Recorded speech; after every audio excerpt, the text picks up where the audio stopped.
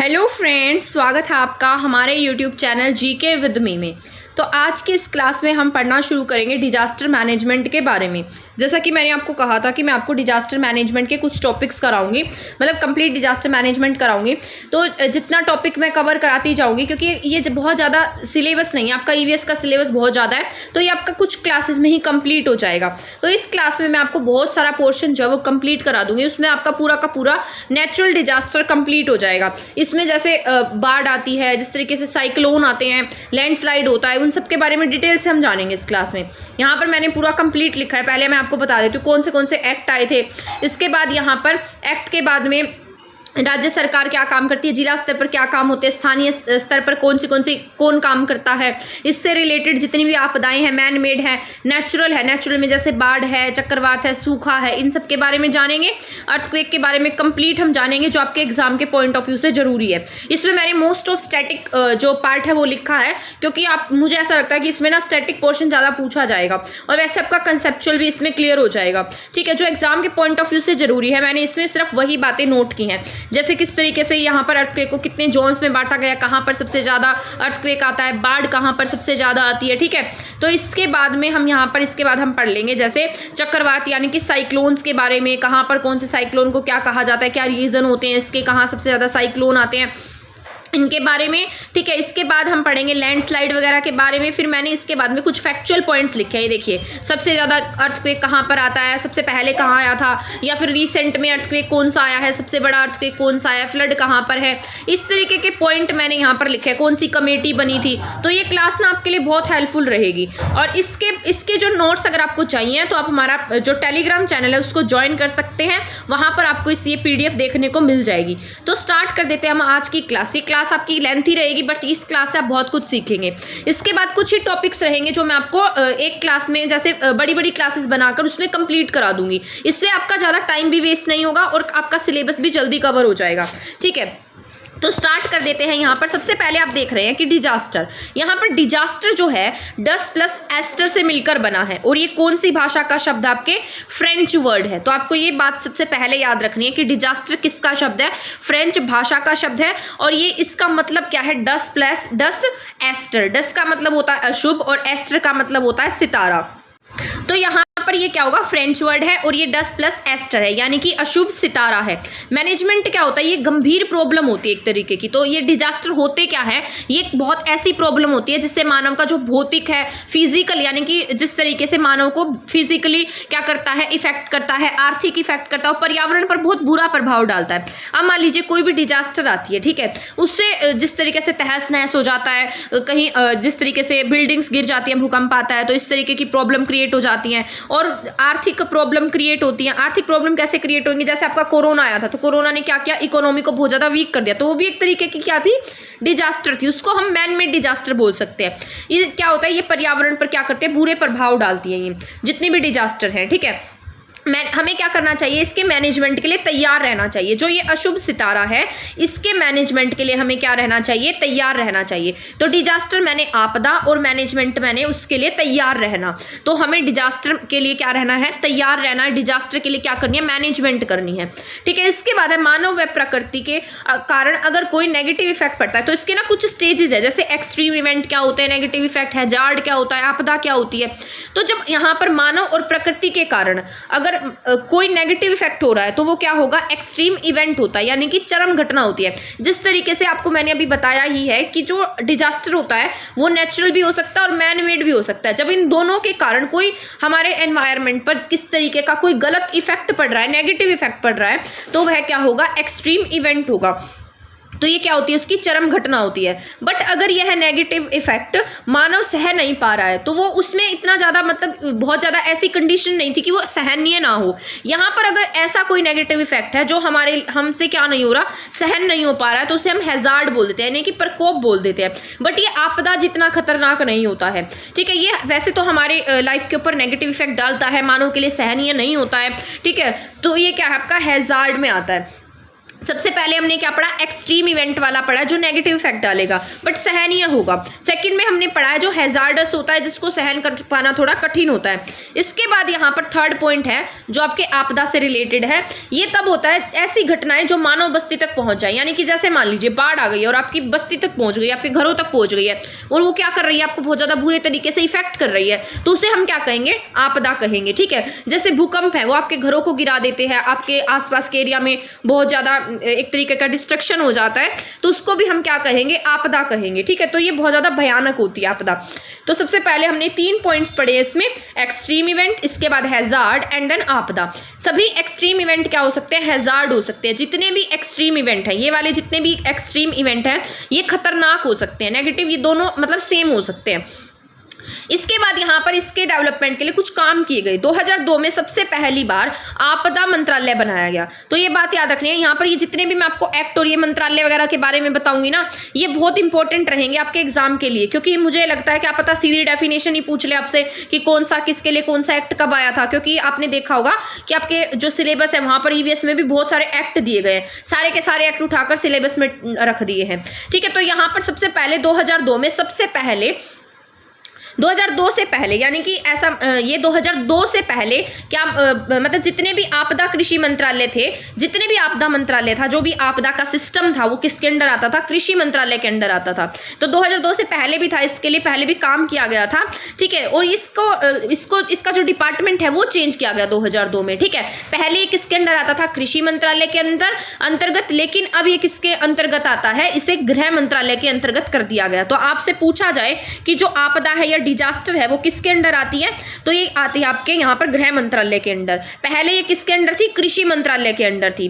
But एक exception है इसका, जो सूखा है, ठीक है, सूखा पड़ेगा, ड्रोट पड़ता है, सूखा पड़ जाता है, बारिश नहीं होती है, तो ये जो सूखा वाला है ना, ये अभी भी कृषि मंत्रालय के अंडर है। ठीक है, जैसे आपने देखा होगा कि बहुत सारी फसलें बारिश नहीं होती है, सूखा पड़ जाता है तो खराब हो जाती है, तो वो कौन संभालता है, उसे कृषि मंत्रालय संभालता है। बट जितनी भी डिजास्टर है वो कौन संभालता है, गृह मंत्रालय संभालता है। और ये 2002 के बाद में शिफ्ट की गई थी।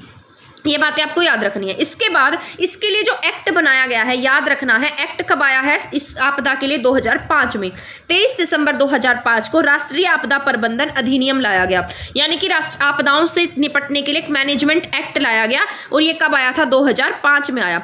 सबसे पहले 2000 में इसका डिपार्टमेंट चेंज किया गया, इसका काम चेंज कर दिया गया, इसका मंत्रालय चेंज किया गया, और 3 साल बाद ही हमने क्या कर दिया, इसके लिए मैनेजमेंट एक्ट ला दिया। और ये कब आया है आपका, 2005 में एक्ट आया है। कि कौन सा एक्ट है, सॉरी 2005 में कौन सा एक्ट आया है, ये राष्ट्रीय आपदा प्रबंधन एक्ट है। ये यहाँ पर इसके तहत क्या क्या किया गया, मतलब अलग अलग लोगों को क्या दी गई है, इस मैनेजमेंट के तहत कुछ पावर्स दी गई हैं। जैसे यहाँ पर देश के लेवल पर कौन काम करेगा, राज्य के लेवल पर कौन काम करेगा, जिला के लेवल पर लोकल बॉडीज क्या काम करेंगी, ग्राम पंचायतें क्या काम करेंगी। तो ये सारी बातें किसमें कही गई हैं, जो राष्ट्रीय आपदा प्रबंधन अधिनियम 2005 है उसमें ये सभी बातें कही गई हैं। इसके बाद यहाँ पर ये मैंने बता ही दिया कि सूखा अभी भी कृषि मंत्रालय के अंडर है। इसके बाद हम 2009 में क्या लेकर आए, पॉलिसी लेकर आए। ठीक है, तो 2009 में क्या इसके तहत में पॉलिसी आई है। तो आपसे सीधा पूछ लिया जाएगा नेशनल डिजास्टर पॉलिसी कब आई है, 2009 में आई है। तो ये सारे ईयर आपको याद रखने हैं। ठीक है, इसके बाद 2016 में ये मोस्ट इंपॉर्टेंट है, राष्ट्रीय आपदा योजना लेकर आई। भारत पहला ऐसा देश था जो क्या लेकर आया है, आपदा मैनेजमेंट के लिए प्लानिंग लेकर आया है। तो प्लानिंग लाने वाला इंडिया क्या है, डिजास्टर पर प्लानिंग लाने वाला इंडिया पहला देश है। तो ये बातें आपको याद रखनी है। तो मैं आपको अभी रिवाइज करा देती हूँ। हमने पढ़ा है पहले 2000 में क्या हुआ, यहाँ पर सबसे पहले इसका मंत्रालय चेंज किया गया। पहले कृषि मंत्रालय के अंडर था और फिर बाद में इसको गृह मंत्रालय के अंडर कर दिया गया। ठीक है, सॉरी गृह ये वाला आएगा, यही वाला। ठीक है, तो गृह मंत्रालय के अंडर कर दिया गया। और इसके बाद यहाँ पर सूखा को किसमें रखा गया, सूखा अभी भी कहां पर है, कृषि मंत्रालय के अंडर है। ठीक है, और 5 साल बाद हमने क्या बना दिया, इसके लिए एक्ट बना दिया, जिस एक्ट में हमने क्या क्या प्रावधान किए, इसको अलग अलग डिस्ट्रीब्यूट कर दिया कि राज्य स्तर पर राज्य सरकारें काम करेंगी, सेंट्रल लेवल पर सेंट्रल गवर्नमेंट काम करेगी। ठीक है, लोकल बॉडीज काम करेंगी, ग्राम पंचायतें काम करेंगी। इसके बाद हमने 2005 के बाद 4 साल बाद हम क्या लेकर आए हैं, यहाँ पर पॉलिसी लेकर आए। तो 2004 में हम क्या लाए हैं, यहाँ पर पॉलिसी लाए हैं। और इसके बाद 2016 में हम क्या लेकर आए, प्लानिंग लेकर आए हैं। तो ये आपका मोस्ट इंपॉर्टेंट है, ये प्लानिंग वाला पार्ट। ठीक है, तो प्लानिंग लेकर आए हैं, और ये जो प्लानिंग है ना, ये भारत पहला देश है प्लानिंग लाने वाला। इसके बाद मैंने यहाँ पर लिखा है कि जो राष्ट्रीय आपदा प्राधिकरण अथॉरिटी बनाई गई, पहले क्या आया, एक्ट आया है 2005 में। अब एक्ट आया है तो एक्ट के बाद में इन्होंने क्या बनाई, एक अथॉरिटी बना ली जो क्या काम करेगी, मतलब इसकी ये देखेगी कहाँ पर आपदाएं आ रही हैं और इसमें कौन से मेंबर होंगे। तो जो अथॉरिटी है इसके हेड कौन है, पीएम होंगे। तो इसके हेड पूछ लेगा आपसे कौन होंगे इस अथॉरिटी के हेड, जो राष्ट्रीय स्तर पर काम करेगी इसके हेड कौन होंगे, आपके पीएम होंगे। जैसे मैंने आपको बताया था राष्ट्रीय स्तर पर होगी, राज्य स्तर पर होगी, तो इनके कुछ ना कुछ हेड भी होंगे, इसमें कुछ मेंबर्स भी होंगे जो काम करेंगे। तो इसके हेड कौन होंगे, आपके पीएम होंगे, और इसमें 9 मेंबर्स होंगे, ठीक है। और उन 9 मेंबर्स में से एक क्या होगा, इसका उपाध्यक्ष होगा। तो आपको ये बात याद रखनी है, जो राष्ट्रीय स्तर पर काम करेगी उसमें 9 मेंबर होंगे, उन 9 में से एक उपाध्यक्ष होगा और एक क्या होंगे, हेड होंगे, जिन्हें हम क्या कहेंगे, जो हमारे पीएम होते हैं वही क्या होंगे, इसके हेड होंगे। तो आपदा प्राधिकरण कमेटी जो राष्ट्रीय लेवल पर है, इसके हेड कौन है, आपके प्राइम मिनिस्टर हैं। तो ये आपको याद रखना है। इसी के तहत यहाँ पर राष्ट्रीय आपदा फोर्स का गठन भी किया गया, यानी कि अगर कोई डिजास्टर आ जाता है तो उसके लिए ऐसी फोर्स भी तैयार होनी चाहिए। आपने देखा होगा कि बाढ़ आ जाती है तो आपकी जो फोर्स है वो क्या करती है, बचा कर लेकर आती है। तो इसी तरीके से इसके तहत एक फोर्स का भी गठन किया जाएगा, मतलब किया गया, रिलीफ फोर्स का गठन किया गया। इसके बाद में राज्य आपदा प्राधिकरण, यानी कि राज्य में किसी तरीके की कोई आपदाएं आ जाती हैं तो राज्य स्तर पर कौन काम करेगा, तो यहाँ के हेड कौन होंगे, आपके सीएम होंगे। आप यहाँ से अंदाजा लगा लीजिए, स्टेट अगर सेंटर में पीएम है तो स्टेट में कौन होंगे, आपके पीएम संभालेंगे। इसके बाद अगर जिला स्तर पर कुछ ऐसी ट्रेजेडी हो जाती है तो जिला स्तर पर कौन काम करता है, उसका हेड, यानी कि उसका डीसी काम करता है। इसके बाद लोकल बॉडीज में आपको पता है राज्य सरकार द्वारा निर्वाचित कोई भी उसका हेड हो सकता है। भारत एक अकेला ऐसा देश है जो क्या लेकर आया है, राष्ट्रीय आपदा योजना लेकर आया। तो मैंने अभी आपको बताया है कि जो भारत है वो पहला ऐसा देश है जो क्या लेकर आया, प्लानिंग लेकर आया है, ठीक है। 2016 में हम क्या लेकर आए, सॉरी क्या लेकर आए हैं, प्लानिंग लेकर आए हैं। तो आपको ये बातें याद रख लेनी है। इसके बाद 2015 में आपदा से रिलेटेड एक क्या हुआ है, फ्रेमवर्क हुआ, कन्वेंशन कह सकते हैं हम इसको एक तरीके का। तो 2015 में आपदा प्रबंधन से रिलेटेड एक फ्रेमवर्क बनाया गया। 187 कंट्रीज ने इसमें भाग लिया था, और ये कहाँ पर हुआ है, शंघाई में। शंघाई कहाँ पर है, जापान में। तो ये शंघाई में है, शंघाई कहाँ है, जापान में है। भारत ने सबसे पहला कदम उठाया इस फ्रेमवर्क को अप्लाई करने में। तो आपको सारी बातें याद रख लेनी है, ठीक है। जितनी भी बातें मैं आपको बता रही हूँ ये सारी की सारी आपके एग्जाम के पॉइंट ऑफ व्यू से जरूरी हैं, और ये मोस्ट इंपॉर्टेंट है। जितनी भी बातें मैं आपको बता रही हूँ ऐसी बातें आपको और कहीं नहीं मिलेंगी, क्योंकि यहाँ मैंने बहुत इंपॉर्टेंट पॉइंट से नोट किए हैं जो एग्जाम के पॉइंट ऑफ व्यू से जरूरी रहेंगे, क्योंकि आपके लिए इंपॉर्टेंट है और टाइम भी बहुत ज्यादा कंज्यूम नहीं होगा इसमें। आपको फालतू की बातें पढ़नी नहीं पड़ेंगी। यहाँ पर जो आपदा है वो कैसी हो सकती है, एक नेचुरल हो सकती है और मैन मेड हो सकती है। यही मैंने आपको बताया ही है कि नेचुरल भी हो सकती है और मैन मेड भी हो सकती है। अब नेचुरल डिजास्टर में हम पढ़ लेते हैं। वैसे तो आपको पता ही होगा कि नेचुरल डिजास्टर्स क्या होते हैं, मैन मेड डिजास्टर्स क्या होते हैं। तो नेचुरल डिजास्टर्स में क्या है, बाढ़ हो सकती है, चक्रवात है, सूखा पड़ जाता है, लू चलती है, शीतलहर है, भूकंप है, भूस्खलन है, लैंडस्लाइड हो जाता है, ज्वालामुखी विस्फोट हो जाता है। तो ये सारी बातें हम किस में पढ़ेंगे, नेचुरल डिजास्टर में पढ़ेंगे। ये सारे आपके जरूरी हैं, ठीक है। तो इसके बाद यहां पर जिस तरीके से आप देख रहे हैं, मैन मेड का मैंने शायद इसमें नहीं लिखा है। मैन मेड का मैं आपको जब अलग से मैन मेड का पढ़ाऊंगी। वैसे मैं बता देती हूँ, मैन मेड में जैसे कई बार बहुत ज़्यादा पॉपुलेशन बढ़ जाती है तो उसकी वजह से मैन मेड डिजास्टर हो जाते हैं, आपदाएं आ जाती हैं। क्योंकि उसके लिए वो लोग क्या करते हैं, वहाँ की जो जिस तरीके से जंगल काट देंगे तो बहुत सारे अलग अलग इसके रीजन्स हो सकते हैं। जैसे कार्बन डाइऑक्साइड की मात्रा बढ़ जाएगी, ग्लोबल वार्मिंग बढ़ जाएगी, क्लाइमेट चेंज होगा, जिससे बहुत सारी आपदाएं आ सकती हैं, ठीक है। इसके बाद यहाँ पर जैसे आपने पढ़ा होगा कि हिरोशिमा नागासाकी पर जब बम गिराया गया था तो ये भी क्या थी, एक तरीके का डिजास्टर ही था। और ये कैसा डिजास्टर था, मैन मेड था, ठीक है। तो ये जो परमाणु वगैरह के हमले होते हैं, रेडियो एक्टिव सब्सटेंसेस हम यूज कर रहे हैं, जैसे कोरोना डिजीज आई थी, ये सारी क्या है, मैन मेड में आती हैं। बट आज की क्लास में हम नेचुरल डिजास्टर के बारे में पढ़ रहे हैं। तो अर्थक्वेक क्या है, यहाँ पर भूकंप, यानी कि भू का कांपना, यानी कि अर्थ का कांपना, ठीक है। यही क्या होता है, अर्थक्वेक है। इसका कारण क्या क्या हो सकते हैं, इसके कारण ये ज्वालामुखी के कारण भी हो सकता है। ज्वालामुखी आएगी तो जहां पर ज्वालामुखी आती है, मान लीजिए इस तरीके का कोई एरिया है, तो ये धरती नीचे से क्या होगी, यहाँ पर ये गर्म होकर जो भी मैग्मा लावा है ये ऊपर की तरफ आएगा और यहाँ पर हलचल पैदा होगी। इससे क्या होगा, यहाँ पर यहाँ के आसपास के एरिया में क्या हो जाता है, अर्थक्वेक क्रिएट होता है, ठीक है। क्योंकि नीचे धरती में क्या हो रही है, हलचल हो रही है। इसके बाद प्लेट विवर्तनीय थ्योरी, क्योंकि आपको पता होगा हमारी अर्थ में क्या है, कुछ प्लेटें हैं, ठीक है। इस तरीके की कुछ प्लेट पाई जाती है जो कभी कभी क्या हो जाती है, आपस में टकरा जाती है। और जब ये आपस में टकराती है तो धरती के ऊपर वाले पार्ट पर क्या होती है, हलचल क्रिएट होती है, जिससे जो किसका कारण बन जाती है, भूकंप का।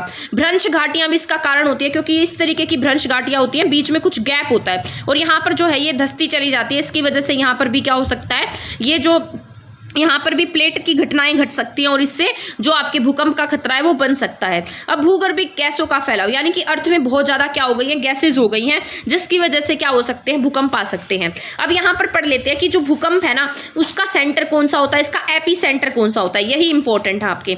ठीक है, तो ये जो भूकंप जहाँ से क्रिएट हो रहा है, जो अर्थ में सबसे नीचे है, ठीक है, जहाँ से जिस तरीके से मान लीजिए जहाँ पर प्लेट टकरा रही है आपस में और ये यहाँ पर टकरा रही है, ठीक है, तो ये क्या हो गया, जहाँ से टकराई है वो क्या है, इसका फोकस सेंटर है, तो इसे हम क्या कहते हैं, भूकंप का सेंटर कहते हैं। और जो अर्थ का ऊपर वाला पार्ट है, जहां पर अर्थ ये भूकंप आया है, ऊपर वाला हिस्सा, तो इसे हम क्या कहेंगे, अधिकेंद्र, यानी कि इसका एपी सेंटर है, ये एपी कोर है इसका। तो ये अर्थ पर, जहां पर जिस अर्थ पर इफेक्ट डलेगा, मान लीजिए जहां पर भूकंप आया है, जहां पर हलचल हुई है ऊपर वाले पार्ट में, तो ये क्या होती है, अधिकेंद्र होता है, यानी कि एपी सेंटर होता है। और जहां से ये क्रिएट हो रहा है तो ये क्या है, इसका फोकस सेंटर है, जहां से जनरेट हुआ है उसे क्या कहेंगे हम, फोकस सेंटर, और जहां पर भूकंप आया है उसे हम क्या कहेंगे, एपी सेंटर। तो ये सारी बातें जरूरी हैं। अर्थक्वेक कितने टाइप के होते हैं, आपके 3 टाइप की वेव्स होती हैं।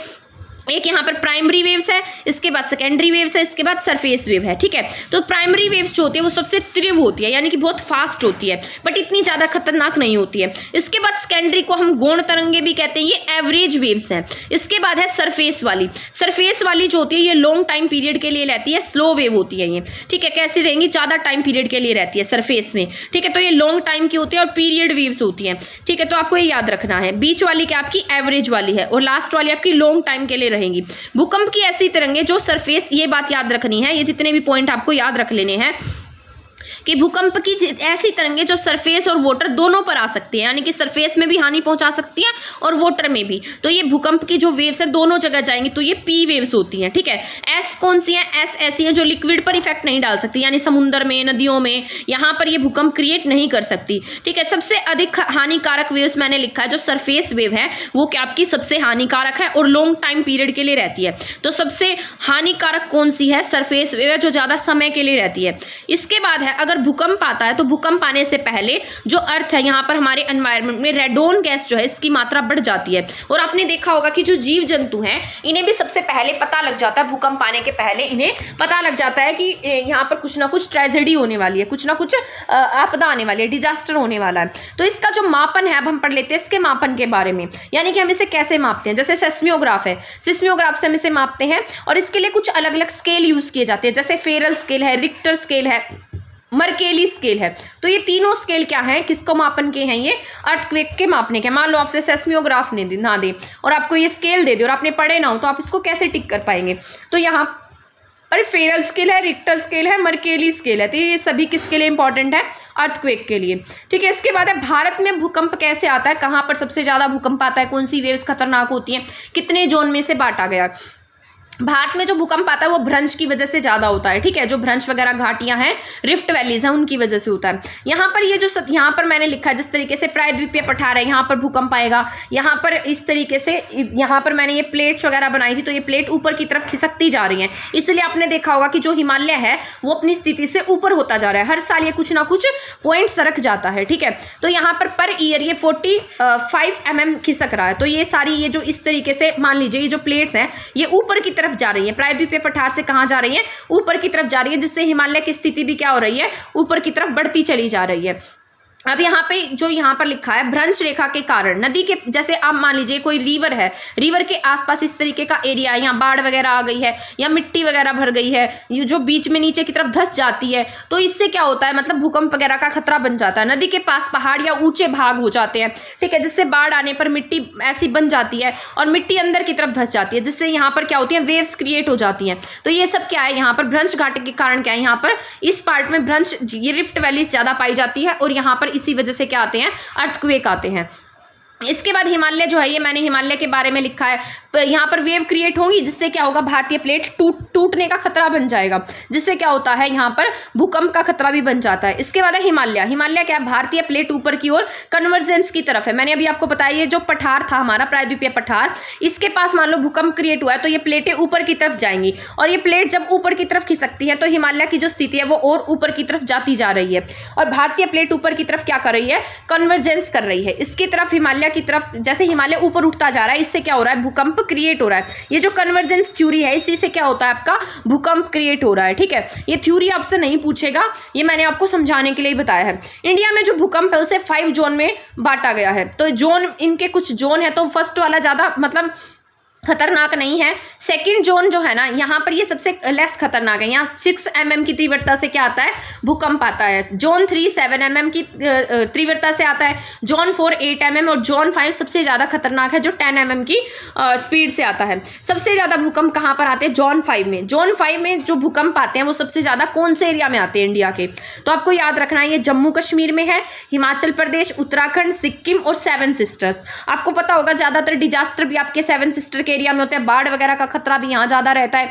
तो डिजास्टर भी सबसे ज्यादा आपके जो हिमालय से लगता रीजन है वहां पर सबसे ज्यादा देखने को मिलते हैं। जैसे जम्मू कश्मीर भी है, हिमाचल प्रदेश है, उत्तराखंड है। उत्तराखंड में ट्रेजेडी भी हुई थी, जिस तरीके से केदारनाथ में बाढ़ वगैरह आ गई थी।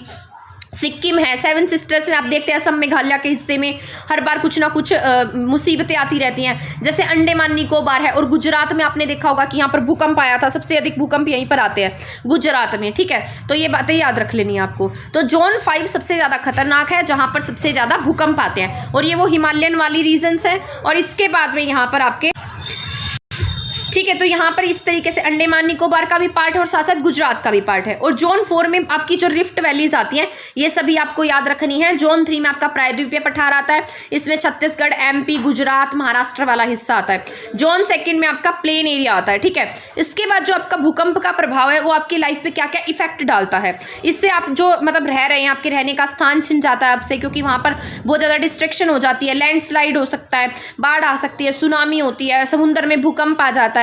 तो सुनामी किसका वर्ड है, ये जापानी वर्ड है। ठीक है, तो आपको ये सारी बातें याद रख लेनी है, जितनी भी मैंने आपको बताई हैं। इसके बाद यहाँ पर बाढ़ के बारे में पढ़ लेते हैं। भूकंप के बारे में आपको समझ में आ गया होगा, क्योंकि इसमें मैंने सारे इंपॉर्टेंट पॉइंट आपको बता दिए हैं। ठीक है, ये आपके एग्जाम के पॉइंट ऑफ व्यू से सभी पॉइंट जरूरी है। मैंने इसको शॉर्ट नोट्स में बनाने की कोशिश की है और सभी मेन पॉइंट लिखने की कोशिश की है, जो आपके एग्जाम के पॉइंट ऑफ व्यू से जरूरी हो सकती है। इसके बाद है फ्लड। फ्लड क्या होता है यहाँ पर, इसके कारण क्या है। आपने देखा होगा कि कोस्टल एरिया में बाढ़ आ जाती है, बहुत ज्यादा तेज बारिश हो तब बाढ़ आ जाती है। ठीक है, तो यहाँ पर कई बार रिवर होता है, रिवर का जो पानी होता है वो कई बार उफान पे हो जाता है। आपने देखा होगा जैसे मॉनसून सीजन आएगा तो आपने न्यूज में भी देखा होगा कि यमुना नदी का पानी अपने उफान से ऊपर चल रहा है, बाढ़ आने का खतरा है, और वहां के कुछ एरिया में पानी भर भी जाता है, मतलब बाढ़ आ जाती है। तो इस तरीके से जब नदियां अपने उफान पर हो जाती हैं तो उस वजह से भी बाढ़ आ जाती है, और इससे जंगलों को हानि पहुंचती है, मानव बस्ती को हानि पहुंचती है, वहां पर रहने वाले जीव जंतु को हानि होती है, लोगों को होती है। ठीक है, इसके साथ साथ जो आपका आइस मेल्ट हो रहा है, यानी कि हिमालय से जो भी आइस मेल्ट होता जा रहा है, उनकी वजह से मर्दापन, लैंडस्लाइड हो जाता है उनकी वजह से। ठीक है, मिट्टी के खिसकने से तट की ऊंचाई क्या होगी, कम हो जाएगी, जिससे क्या होने का खतरा रहता है, बाढ़ बनने का खतरा रहता है। मान लो बहुत तेज गति के साइक्लोन आ गए हैं, उस वजह से भी क्या होता है, खतरा मतलब बाढ़ का बन जाता है। आपने देखा होगा तेज हवाएं चलती हैं और उस वजह से क्या होगी, साथ साथ बारिश भी आ जाती है। तो इस तरीके से साइक्लोन तो बहुत ज्यादा तेज स्पीड के आते हैं, जिससे आपके बहुत ज़्यादा बारिश होने के चांसेस भी बढ़ जाते हैं, तो बाढ़ होने के चांसेस भी बढ़ सकते हैं। तो ये कुछ रीजंस थे जिसकी वजह से बाढ़ आ सकती है। ठीक है, अब यहाँ पढ़ लेते हैं भारत में बाढ़ग्रस्त क्षेत्र सबसे ज़्यादा कहाँ पर हैं। तो यहाँ पर भारत में इंडिया की बात की जाए तो आपका जो गंगा ब्रह्मपुत्र का बेसिन है, यहाँ पर सबसे ज़्यादा बाढ़ग्रस्त एरिया देखने को मिलता है। आपने देखा होगा कि बिहार में हर बार बहुत ज़्यादा बाढ़ के खतरा बन जाता है, लोगों को बहुत ज़्यादा प्रॉब्लम्स होती हैं। तो ये जो गंगा और ब्रह्मपुत्र का मैदान है, यहाँ पर क्या देखने को मिलती है, बाढ़ का खतरा ज़्यादा होता है। इसके बाद है मध्यवर्ती प्रायद्वीपीय क्षेत्र, यानी कि जो आपका ये प्रायद्वीपीय वाला एरिया है, जहाँ पर ये आपकी महानदी, गोदावरी, कृष्णा नदियां बहती हैं, वहां पर भी बाढ़ देखने को मिलती है। और पेंसुलर रीजन जो है प्रायद्वीपीय भारत, मैंने लिखा ये जो पेंसुलर रीजन है, यहाँ पर भी आपकी ये प्रायद्वीपीय पठार था और ये पेंसुलर रीजन है। यहाँ पर क्या होगा, जिस तरीके से बहुत ज्यादा बारिश और इन सब चीजों का खतरा बना रहता है। आपने देखा होगा जब मानसून आती है तो केरला में इतनी ज्यादा बारिश हो जाती है कि बाढ़ जैसे चांसेस हो जाते हैं, बाढ़ भी बहुत ज्यादा आती है। तो ये सारे इसके कुछ रीजन्स हैं। इसके बाद है सेंट्रल, यानी कि सेंटर ने इसके लिए क्या क्या काम किए हैं। तो यहाँ पर सेंटर ने इसके लिए काम किया 1954 में, फ्लड कंट्रोल प्रोग्राम लेकर आए। ये कब लेकर आए हैं, 1954 में। ठीक है, और ऐसे ही आपदा के लिए कुछ हमने एक्ट पढ़े थे, 2000 वाला, ठीक है, 2005 वाला, 2009, 2016। इसके बाद अब हमने फ्लड के लिए एक प्रोग्राम लेकर आए 1954 में। इसे 3D प्रोग्राम के नाम से हम जानते हैं। इसे हमने 3 भागों में डिवाइड किया है। एक तो त्वरित कार्रवाई है, फिर अल्पकालीन कार्रवाई, फिर दीर्घकालीन कार्रवाई है। ठीक है, त्वरित क्या होती है, जो तुरंत कार्रवाई की जाए, यानी कि इतनी मतलब ऐसी कमेटी बनाई जाएगी जो क्या करेगी, करेगी, अगर कोई आपदा आ गई है तो तुरंत से क्या कर देगी, उसके लिए काम करेगी। फिर है अल्पकालीन, ये कुछ समय के लिए होती है, कुछ समय के लिए कोई प्रॉब्लम आई तो उसको सॉल्व करेगी। ठीक है, इसके बाद है इसके बाद यहाँ पर है दीर्घकालीन। दीर्घकालीन होता है यहाँ पर सालों की प्लानिंग की जाती है, बहुत सालों की प्लानिंग होती है। इसके बाद है साइक्लोन। साइक्लोन्स क्या होते हैं, यहाँ पर हमने पढ़ लिया है अब सारा का सारा फ्लड के बारे में, जितना भी इंपॉर्टेंट था मैंने आपको बता दिया है। आगे कुछ पॉइंट्स और भी मैंने ऐड किए हैं जो आपके एग्जाम के लिए जरूरी हो सकते हैं। अभी आप देख सकते हैं कि ये तो 9th पेज पर ही है, हम अभी 8 पेजेस और रहते हैं और जो आपके इंपॉर्टेंट हैं। ठीक है, तो मैंने आपको क्लास शुरू होने से पहले ही बता दिया था कि ये क्लास आपकी लेंथ ही हो सकती है बट यूजफुल रहेगी। तो यहाँ पर है साइक्लोन। साइक्लोन क्या है, यहाँ पर जो पर्यावरण में उपस्थित पवन है, पवनों की जो साइकिल है उसी से क्या होती है, विंड टर्बुलेंस, यानी कि जब हवा में क्या हो जाता है, एक तरीके का टर्बुलेंस या रुकावट एक तरीके का टर्बुलेंस पैदा होता है। ठीक है, कोई ना कोई आपदा क्रिएट होती है तो इससे क्या हो जाता है, साइक्लोन आ जाता है। आपने देखा होगा कि बहुत ज्यादा स्पीड से हवाएं चल रही हैं तो उसे हम क्या कहते हैं, साइक्लोन कहते हैं। ठीक है, यहाँ पर जिस तरीके से आप देख रहे हैं इक्वेटर है, 0 डिग्री है, यहां से जो साउथ पोल है और ऊपर की तरफ क्या है, नॉर्थ पोल। जो नॉर्थ पोल है यहां पर जो हवाओं की दिशा है वो कैसी होती है, एंटी क्लॉक, और साउथ पोल में कैसी होंगी, क्लॉकवाइज होंगी, मतलब घड़ी की सुई की दिशा में घूमेंगी, और नॉर्थ पोल में उल्टी घूमती हैं ये। ठीक है, तो इस तरीके से यहाँ पर हवाएं घूमती रहती हैं और जब ये आपस में इस तरीके से टकराती है तो क्या क्रिएट करती हैं, ये यहाँ पर साइक्लोन क्रिएट हो जाता है। यहाँ पवन की दिशा क्लॉकवाइज है, ऊपर एंटी क्लॉकवाइज है। तो इस तरीके से जब यहाँ पर बहुत तेज हवाएं चल पड़ती हैं, एंटी क्लॉक और क्लॉकवाइज में आपस में टकराती हैं, तो क्या होता है, यहाँ पर साइक्लोन क्रिएट हो जाता है। ठीक है, इसके बाद यहाँ पर है, हमने लिखा है चक्रवात को अमेरिका में क्या कहा जाता है, तो इसे हरिकेन कहते हैं। तो आपसे पूछ लिया जाएगा हरिकेन कहाँ पर कहा जाता है, तो ये अमेरिका में हम इसे किस नाम से जानते हैं, हरिकेन के नाम से। चाइना में और फिलीपींस में हम इसे किसके नाम से जानते हैं, टाइफून के नाम से। जापान में आप न हटा दीजिएगा, जापान में हम इसे टाइफू के नाम से जानते हैं। इंडिया में हम इसे चक्रवात के नाम से ही जानते हैं। ठीक है, चाइना और फिलीपींस में टाइफून है। ठीक है, मान लीजिए दोनों सेम है और दोनों में एक एन एक्स्ट्रा है। जापान में टाइफू है, अमेरिका में हरिकेन है।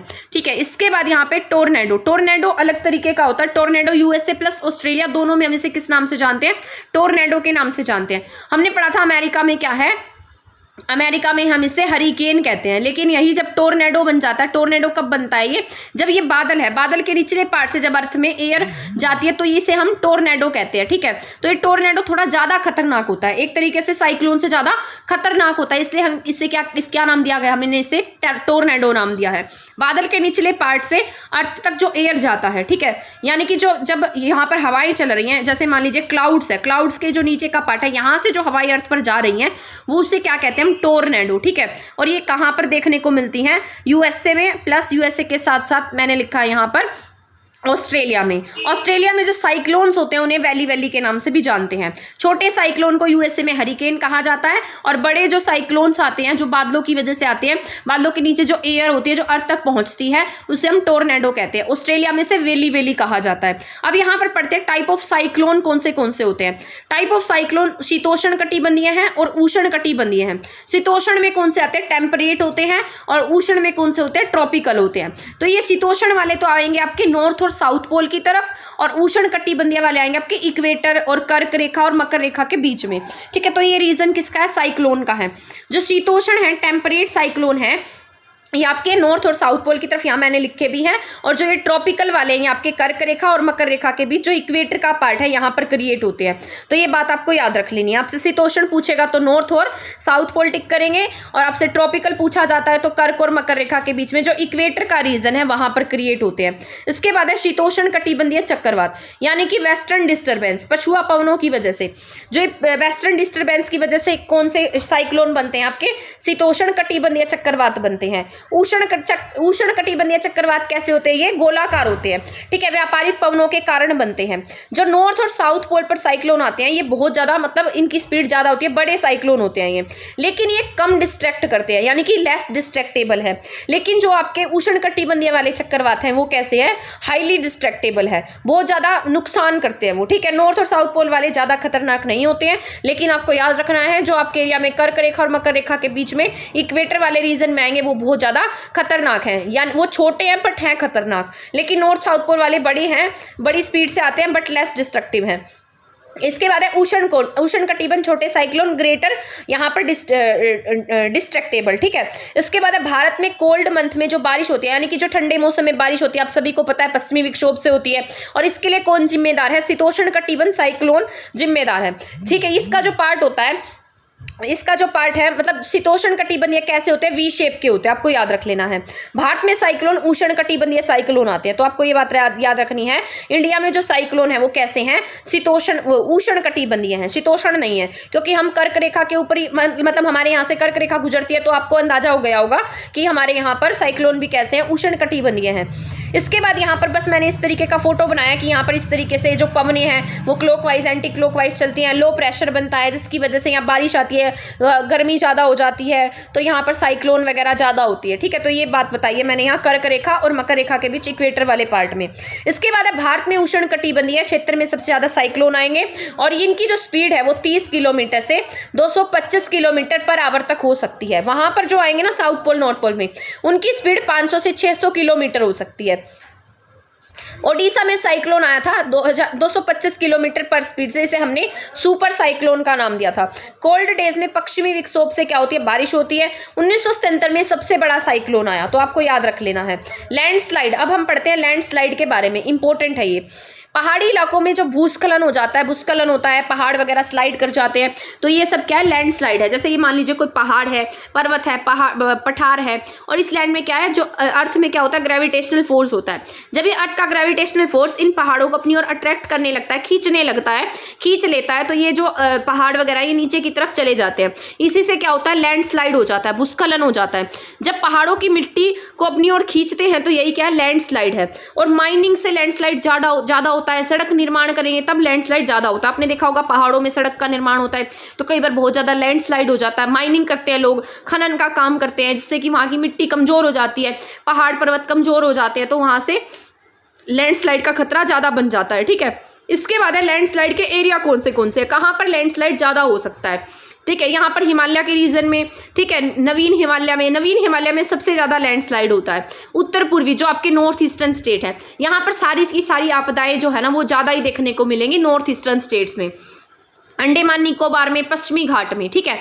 इसके बाद यहाँ पर मैनेजमेंट क्या है? मैनेजमेंट ये कर सकते हैं कि हम ज़्यादा से ज़्यादा इसके लिए पेड़ लगा सकते हैं, ठीक है। और यहाँ पर जो समुच्चय खेती होती है, सेंट्रल एग्रीकल्चर कर सकते हैं। इस तरीके की सीढ़ी नुमा खेती कर सकते हैं, जो किसको रोकता है? ये सीढ़ी नुमा खेती लैंडस्लाइड को रोकता है। ये ज़्यादातर पहाड़ी इलाकों में ही की जाती है, ठीक है। तो आपको ये बातें याद रख लेनी है। इस तरीके की सीढ़ी नुमा सीढ़ियां बनाकर खेती की जाती है, जिससे यहाँ पर लैंडस्लाइड नहीं होता।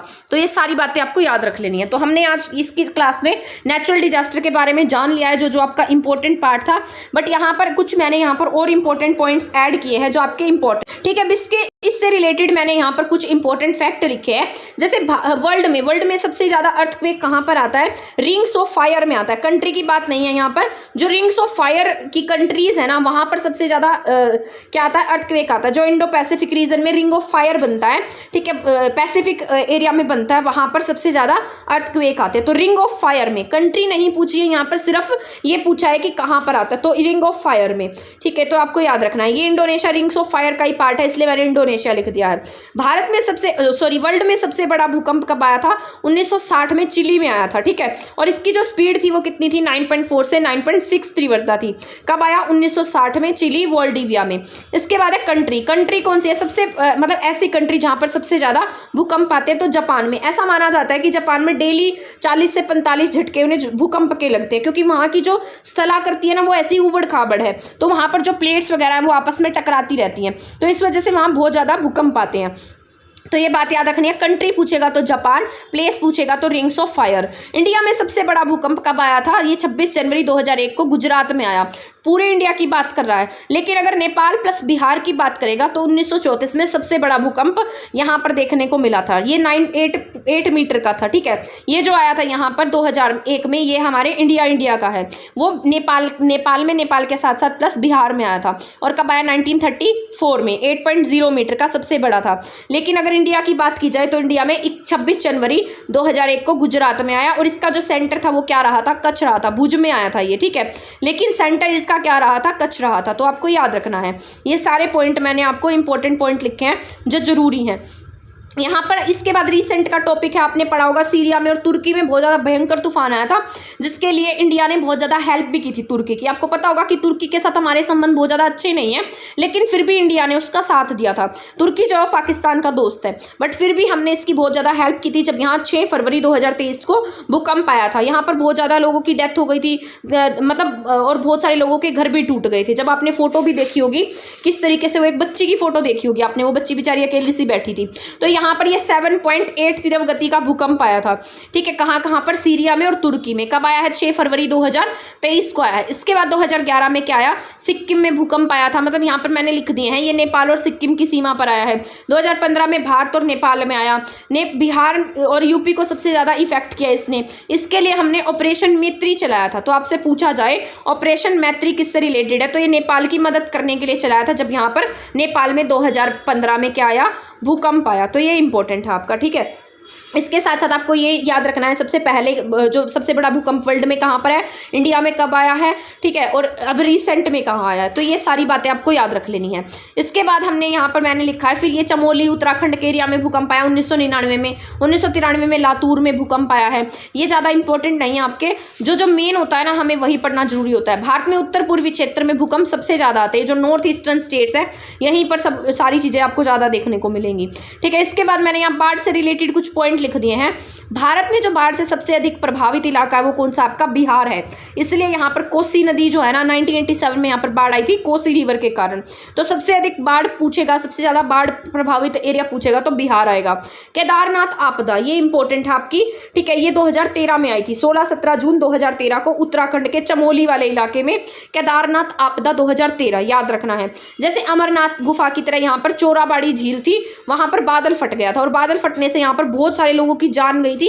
आपने पढ़ा भी होगा इनके बारे में। इंडिया में हाईएस्ट रेनफॉल कहाँ होती है? मानसीराम मेघालय में होती है। भारत में ज्वालामुखी नहीं है, मतलब एक्टिव ज्वालामुखी नहीं है हमारे यहाँ। इंडिया में अब आपदा प्रबंधन का जो हेडक्वार्टर है वो कहाँ पर? आपके नई दिल्ली में है। इसके लिए एक्ट मैंने आपको पढ़ा ही दिया है, 2005 में आया है। इसके तहत क्या होते हैं, मतलब कुछ कमेटीज बनाई गई हैं जो राष्ट्रीय स्तर पर काम करती है, राज्य स्तर पर काम करती है, जिला स्तर पर काम करती है। इसके अध्यक्ष कौन होते हैं? प्राइम मिनिस्टर होते हैं। इसमें 9 मेंबर्स होते हैं, प्लस में एक उपाध्यक्ष होता है। तो ये सारी बातें मैंने आपको बता दी हैं। 1999 में आपदा प्रबंधन प्राधिकरण को महत्व देते हुए कमेटी बनाई गई थी। इसके बाद 10वीं पंचवर्षीय परियोजना है, इसमें पहली बार आपदा प्रबंधन की बात कही गई, मतलब एक चैप्टर रखा गया पूरा का पूरा किसके लिए? आपदा के लिए। तो कौन सी पंचवर्षीय योजना में रखा गया? वो 10वीं पंचवर्षीय योजना में। 12वां वित्त आयोग ने भी किसकी बात कही थी? आपदा की बात कही थी। तो ये इंपॉर्टेंट है आपके, ठीक है, जितने भी पॉइंट्स मैंने यहाँ लिखे हैं। एक्ट 2015 में हेड बने थे इसके केंद्रीय गृह सचिव। नीति 2009 में आई है, ठीक है। अब ये यहाँ पर मैंने आपको बताया था कि जो राष्ट्रीय लेवल पर होगा उसके हेड प्राइम मिनिस्टर होते हैं। इसके बाद इसकी नीति जो है वो 2009 में आई है। पॉलिसी जब कब आई? इसकी पॉलिसी 2009 में आई है। इसके बाद यहाँ पर है राष्ट्रीय आपदा प्रबंधन योजना। योजना प्लानिंग कब लेकर आए हैं हम? 2016 में लाए हैं और ये मोदी जी की अध्यक्षता में लेकर आए। इस टाइम पर मोदी जी के समय में ही प्लानिंग आई है। तो इंडिया पहला देश है जिसने आपदा प्रबंधन की प्लानिंग पर काम किया है। आपसे पूछा जाए सेंडाई फ्रेमवर्क, सेंडाई फ्रेमवर्क किससे रिलेटेड है? डिजास्टर से रिलेटेड है, ठीक है। तो ये याद रख लेना है। मान लो आपसे सीधा पूछ ले Sendai framework is related to, तो ये रिलेटेड आपके डिजास्टर से। 2014 में हुदहुद चक्रवात आया था। ये हुदहुद कहां पर? आपका आंध्र प्रदेश में है, ठीक है। 1999 में ओडिशा में सुपर साइक्लोन आया। 2019 में फणी चक्रवात आया है, ठीक है। ये बातें याद रखनी है। इसके बाद है जलवायु परिवर्तन संबंधी आपदा। यहाँ पर आपका पूरा कंप्लीट ही हो गया ये क्लास, ठीक है। तो इतनी यहाँ पर ये सारे इंपॉर्टेंट पॉइंट मैंने नोट किए थे जो आपके बहुत जरूरी रहने वाले हैं, तो आप इसको पढ़ लेना, ठीक है। ये सभी के सभी मोस्ट इंपॉर्टेंट है, फैक्ट बेस्ड है। इसमें आपका ज़्यादा टाइम भी वेस्ट नहीं होगा, क्योंकि अगर मैं आपको पढ़ाने बैठूँ कि बाढ़ क्या होती है, इससे कैसे बचा जाता है, इसके कंजर्वेशन क्या, पूरा डिटेल से पढ़ाने बैठूंगी तो आपके इतना जरूरी भी नहीं रहेगा, क्योंकि मुझे लगता है ये फैक्चुअल बेस पूछा जाएगा। और अगर आप आ भी जाता है तो आप उसको आसानी से सॉल्व कर पाएंगे अगर फैक्चुअल वो कंसेप्चुअल पूछ लिया जाता है तो, क्योंकि आपको पता है बाढ़ आती है तो उसके लिए क्या रोकथाम की जाती है, क्या क्या काम किए जाते हैं। इसके बाद जलवायु परिवर्तन संबंधी आपदा, और वैसे भी मैंने बहुत सारे पॉइंट्स इसमें एक्सप्लेन भी कर दिए हैं, ठीक है, तो वो आपके लिए इंपॉर्टेंट भी रहे होंगे।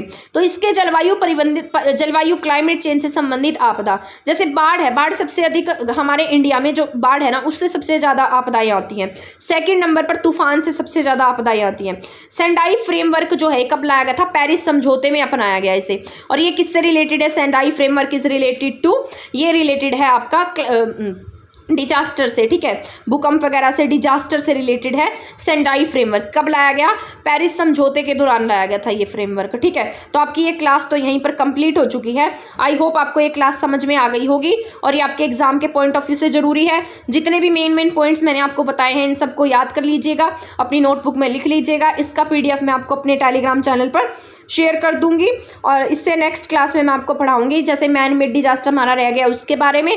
फिर जो भी इंपॉर्टेंट पॉइंट्स है ना वो सारे मैं आपको बता दूंगी जो आपके एग्जाम के पॉइंट ऑफ व्यू से जरूरी भी रहने वाले हैं। फिर हम एक सीरीज शुरू करेंगे जिसमें सारे प्रीवियस ईयर के क्वेश्चंस कर लेंगे, ठीक है। पहले ये सिलेबस कंप्लीट हो जाए उसके बाद क्वेश्चन आंसर सीरीज करेंगे हम, ठीक है। तो ये जो आपका डिजास्टर मैनेजमेंट है ये थोड़ी क्लासेस में कंप्लीट हो जाएगा। तो आज की क्लास में इतना ही है, मिलते हैं हमारी नेक्स्ट क्लास में नेक्स्ट टॉपिक के साथ। तब तक आप हमारे चैनल के साथ बने रहें। अगर आपने हमारी वीडियो को शेयर नहीं किया है तो शेयर कर दीजिए, चैनल को सब्सक्राइब नहीं किया है तो आप चैनल को सब्सक्राइब कर सकते हैं। आपका थैंक यू, बहुत बहुत धन्यवाद।